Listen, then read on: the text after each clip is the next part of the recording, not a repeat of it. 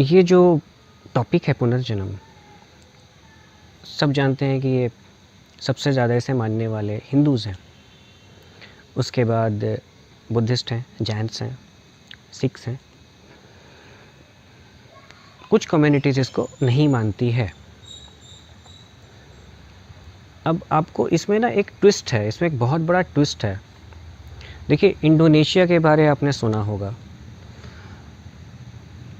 Area wise Indonesia तो बहुत बड़ा नहीं है, हज़ारों की संख्या में इंडोनेशिया में आइलैंड है, लेकिन उसका स्पैन बहुत बड़ा है। स्पैन इन द सेंस के जो इंडोनेशिया का मोस्ट वेस्टर्न पार्ट है वो हमारे अंडमान से जस्ट 100 किलोमीटर से, जो अंडमान का सदर्न पार्ट है, अंडमान के सदर्न पार्ट से 100 किलोमीटर से हार्डली, और ऑस्ट्रेलिया के ईस्टर्न कोस्ट से, नॉर्थ ईस्टर्न कोस्ट से हार्डली 450 किलोमीटर से है। तो आप सोचिए कहाँ से कहाँ तक, एक दुनिया से दूसरी दुनिया तक इंडोनेशिया फैला हुआ है। अब मैं बात करता हूँ इंडिया घूमने की। हमारा इंडिया पे बहुत बड़ा है। अगर चलिए कोई बंदा 15 साल की उम्र से इंडिया घूमना शुरू करता है, वो चाहता है कि एक एक शहर, एक एक गांव अगर घूम ले, तो भी मुझे लगता है उसे घूमते घूमते कम से कम मिनिमम 20 साल लग जाएंगे। फिर भी कुछ एरियाज़ तो बच ही जाएगा, मुझे जैसा लगता है। अब यही बात अगर इंडोनेशिया घूमने की करते हैं कि अगर आज मैं या कोई भी इंसान सपोज़ 20 साल की उम्र में इंडोनेशिया घूमना शुरू करता है, तो उसे पूरे इंडोनेशिया को कवर करने में उसकी जो उम्र होगी उस टाइम में 68 ईयर्स होगी। माना जाता है कि अगर आप पूरे इंडोनेशिया को घूमोगे, रोज़ अगर घूमते हैं आप, तो आपको कम से कम 45 टू 48 ईयर्स लगेंगे। ठीक है, ये आउट ऑफ टॉपिक हो गया ये फैक्ट। अब आते हैं इंडोनेशिया।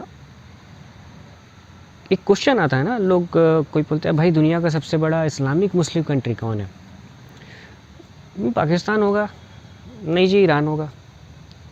नहीं, ईरान नहीं होगा जी, तुर्कमेनिस्तान हो सकता है, कजाकिस्तान हो सकता है, किर्गिस्तान हो सकता है। सेंट्रल एशिया में बहुत सारे ऐसे कंट्री हैं।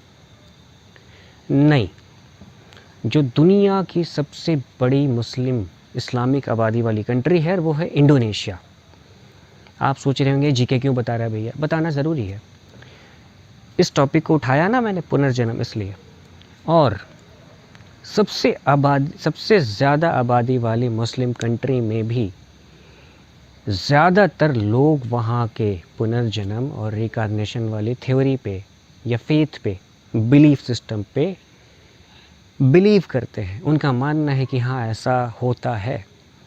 उनका ये मानना है कि इस जन्म में जो कर्म कर रहा है, उनके कर्मों पे ये डिसाइड किया जाएगा कहीं भी, हेवन में, हेल में, कि उसका अगला जन्म कैसा होगा, उसका प्रारूप कैसा होगा, क्या होगा।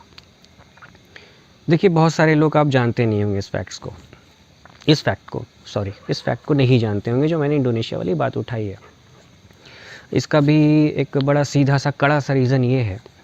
Once upon a time Indonesia was highly influenced by Indian culture. Ancient period में जाते हैं तो इंडोनेशिया में इंडियन कल्चर ही था। आज भी वहाँ पे बहुत ऐसे पुराने लोग हैं या रेस्टोरेंट्स हैं। मैं इसकी बात नहीं कर रहा हूँ आज के सोशल मीडिया के ज़माने वाले, घर पे मैं टर्किश खाना बना लूँगा, लेकिन वो पुराने हैं, इंडियन कल्चर को फॉलो करते हैं। ये आपको वहाँ के एयरलाइन के जो एयर होस्टेस हैं उनके लिबास से भी पता लग जाएगा। एनीवे, ठीक है।